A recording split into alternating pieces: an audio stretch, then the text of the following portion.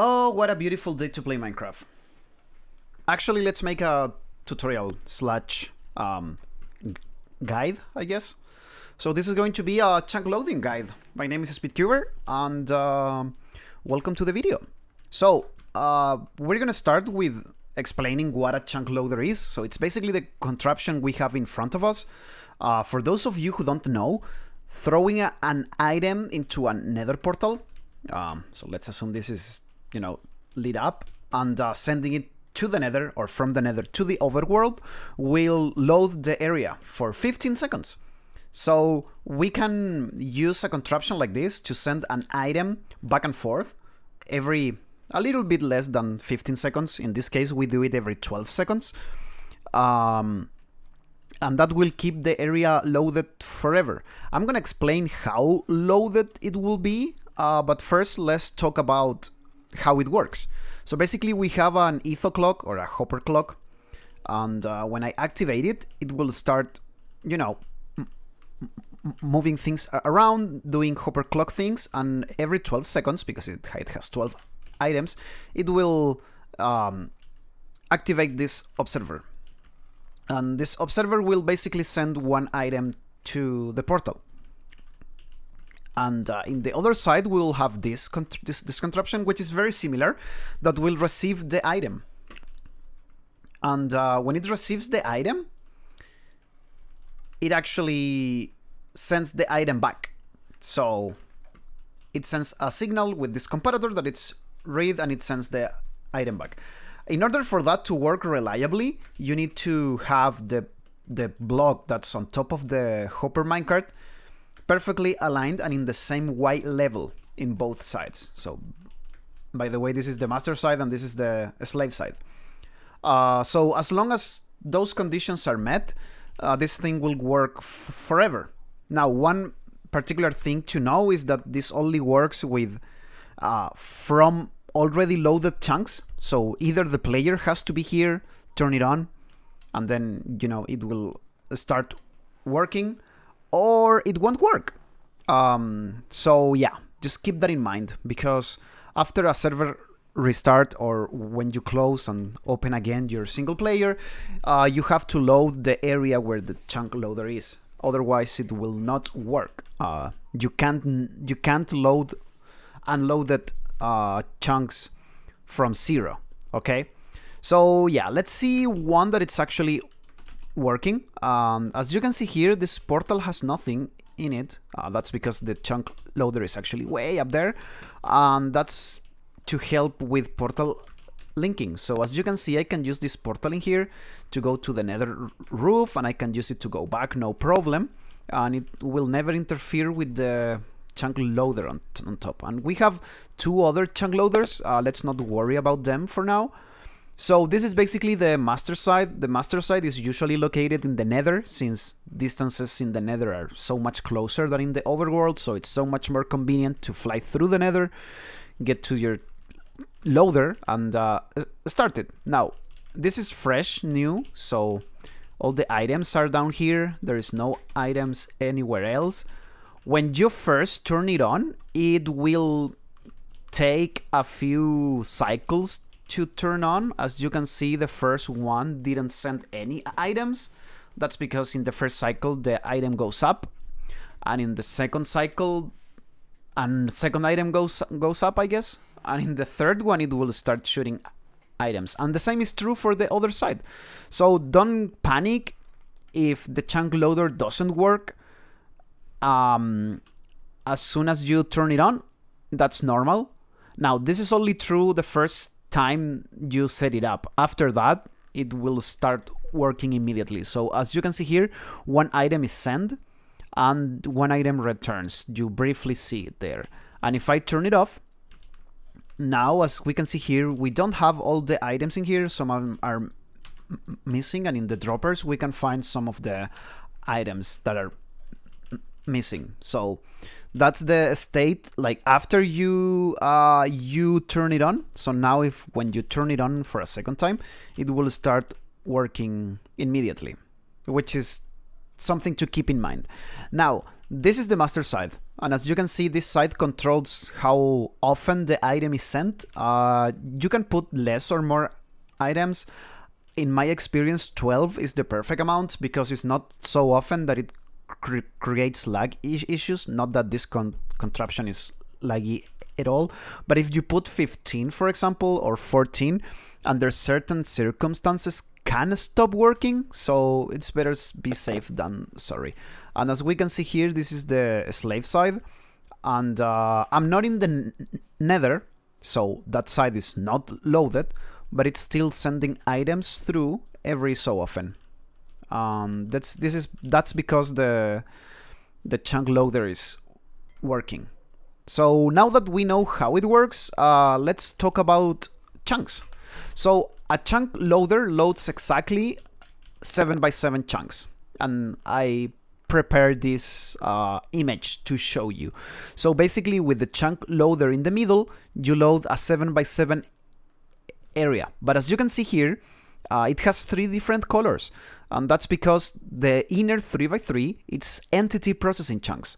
That means that entities such as, for example, items, minecarts, cows, wolves, cats, monsters like zombies, etc. will be loaded exactly as if a player were here. Kinda. Mobs can still despawn. So for example, if you have a bunch of zombies in the green and you leave, they will despawn. But if you have a bunch of cows in here, they will not despawn and they will move and everything, and that's super laggy. Then you have the red side, which is a 5x5, just outside that 3x3, and that's called lazy chunks or redstone chunks. So basically what this does is all the redstone bits work in here, but no entities are loaded. The entities still count towards the mob cap, so if you have animals, shulkers, etc., they will count towards the mob cap in the red, but they will not have AI. And of course, all the redstone bits will work. The 7x7, which is represented in brown, is called border chunks or super lazy chunks. In this chunk, basically nothing works. So animals won't count as existing, but they will count towards the mob cap. I know it's confusing, so they won't have an AI, they won't move, they won't cause any lag whatsoever, but they will count towards the mob cap, and for all intents and purposes, nothing else works in here. So if you are using this for a chunk, for a mob switch, for example, you can put your mobs in the brown or in the red, and you will have no issues. Now, this is obviously not that useful other than for a small contraption that can fit in the green, or something that can for like a mob switch. What if you want to load something bigger?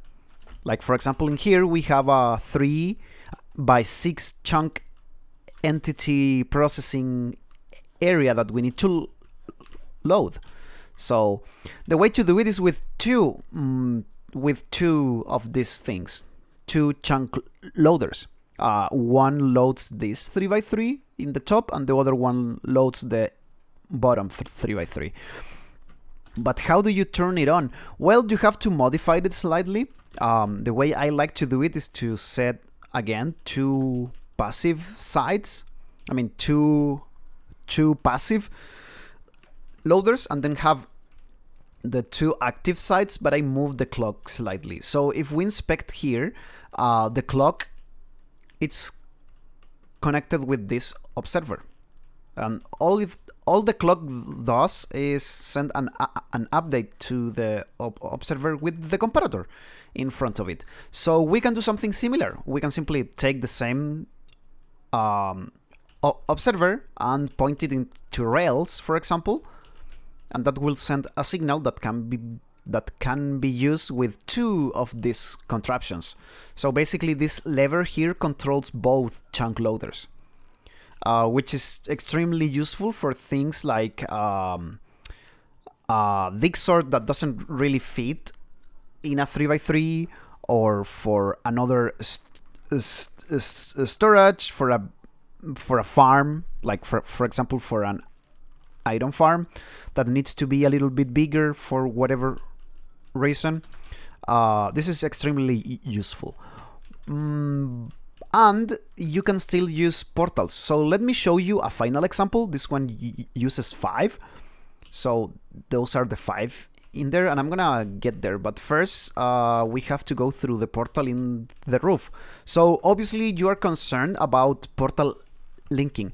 This portal right here, which is on top of the roof, like all the portals, links with a portal at Y66. And you can actually move this portal way up and it won't make any difference to the chunk loading portals. And that's because they are perfectly linked and super high in the sky. So let's say you want to load this sort of shape, which is a cross, and it's, you know, 9 by 9 entity processing, let's say for a main storage, for example. That's one of the use case where you need some of a contraption like this. Obviously you want a slightly different way to do it. I'm just gonna briefly explain how it works. You can figure it out yourself. So basically we need to first identify where the chunk loaders will be. So, you know, just identify. I'm using white and marking in green all that's gonna be loaded. So in this case is this cross shape, and then you have to place all the portals and, you know, link them, all of that. In this case we're using this activation method, which is basically the one you will probably use for a main storage. So basically the way it works is that you have a tower of slimestone, and when the bottommost sticky piston gets powered, it will extend all the way up, and that will depower this redstone dust that will start the clock. If we depower this, it will also it will repower the redstone dust, restarting the clock. So let's simply turn it on by removing that, or we can also do it, you know, by powering this sticky piston. And as you can see, this clock only connects the first one, so the one in the middle that's sending items every 12 seconds or so. So there goes another one and it returns. Yep, but the ones in here are also working. And that's because I connected all of them in the nether side. So as you can see here, this side is actually the slave side. You can recognize it by the way it works. So it first receives the item and then it sends the item back. So that's the slave side.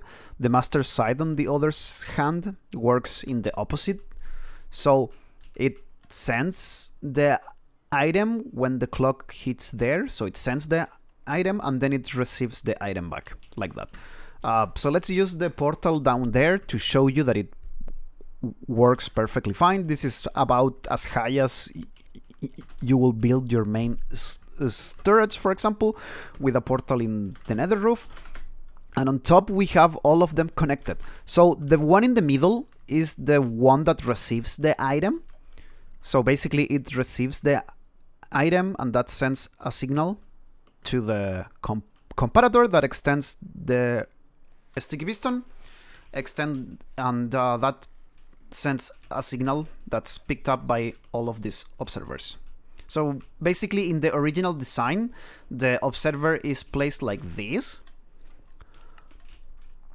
and the clock is in front, and this is the master side. In this version,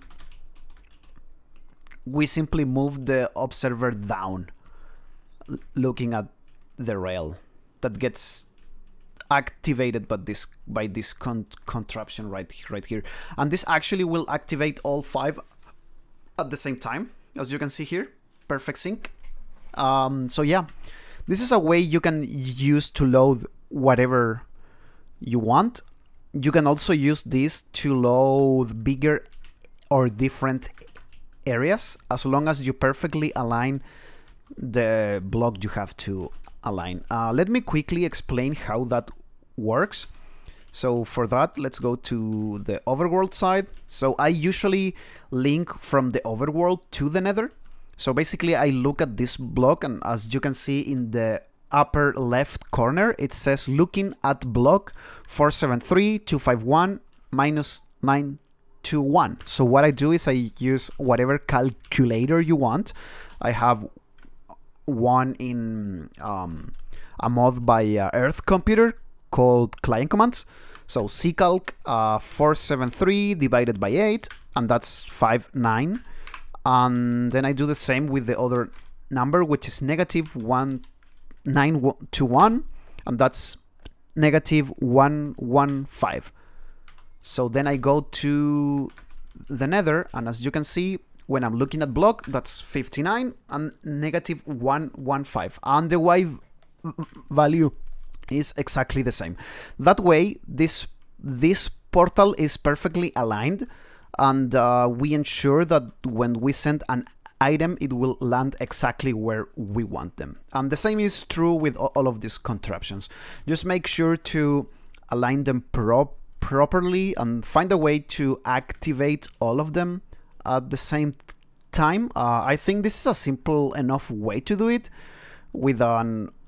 This is essentially a T flip-flop. It's as small as it gets. And yeah, I think this is the perfect way to load bigger areas. If you have any questions, you can leave them in the comments below, and also make sure to check out the Mechanist server, which is the server I play on. I also stream every day. My Twitch is also linked in the video description, and yeah, hopefully this was helpful to you, and I'll see you guys in the next one. Bye bye.